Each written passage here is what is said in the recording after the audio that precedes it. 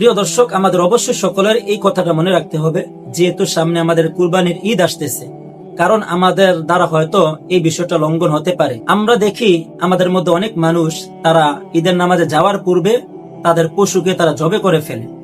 তো এটার বিধান কি? আর আপনি যদি নামাজে যাওয়ার পূর্বে আপনার পশুটাকে জবে করে ফেলেন, তাহলে কি আপনার কুরবানি হবে কিনা?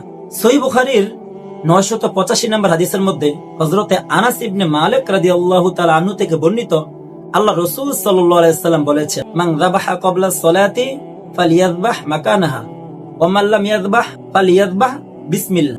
আল্লাহ রাসূল সাল্লাল্লাহু আলাইহি ওয়াসাল্লাম বলেন, যে ব্যক্তি ঈদের নামাজে যাওয়ার পূর্বে তার পশুকে জবাই করে ফেলে, অর্থাৎ কুরবানি করে ফেলে, তাহলে সে যেন এর পরিবর্তে আরো একটি পশু জবাই করে।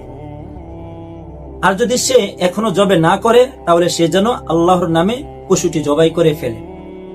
তো প্রিয় দর্শক, আমরা বুঝতে পারলাম যে হাদিসের রেফারেন্স অনুযায়ী কোনো ব্যক্তি ঈদের নামাজ যাওয়ার পূর্বে সে কখনো কি করতে পারে না, তার পশুটিকে জবাই করতে পারে না, কারণ তখন যদি সে জবাই করে তাহলে তার কুরবানিটা সহি হবে না। প্রিয় দর্শক, এই ব্যাপারে সহিহ মুসলিমের 5545 নম্বর হাদিসের মধ্যে হযরতে বারা ইবনে আযিব রাদিয়াল্লাহু তাআলা আনহু থেকে বর্ণিত, তিনি বলেন, আমার মামা হযরত আবু বুরদা রাদিয়াল্লাহু তাআলা আনহু তিনি ঈদের নামাজে যাওয়ার পূর্বে তার পশুটিকে সে জবাই করে ফেলেছিলেন।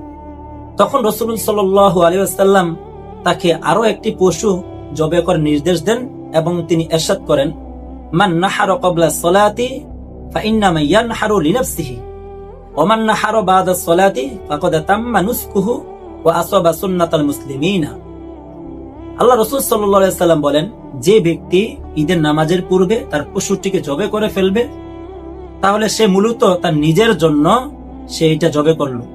আর যে ব্যক্তি ঈদের নামাজের পর তার পশুটিকে জবে করবে, তাহলে অবশ্যই তার কুরবানিটা পরিপূর্ণ হবে এবং সে মুসলমানদের তরিকাকে সে অবলম্বন করলো।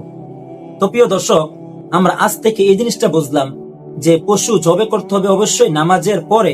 নামাজের পূর্বে আপনি যদি আপনার কুরবানি পশুকে জবাই করে ফেলেন, তাহলে আপনার কুরবানিটা হবে না।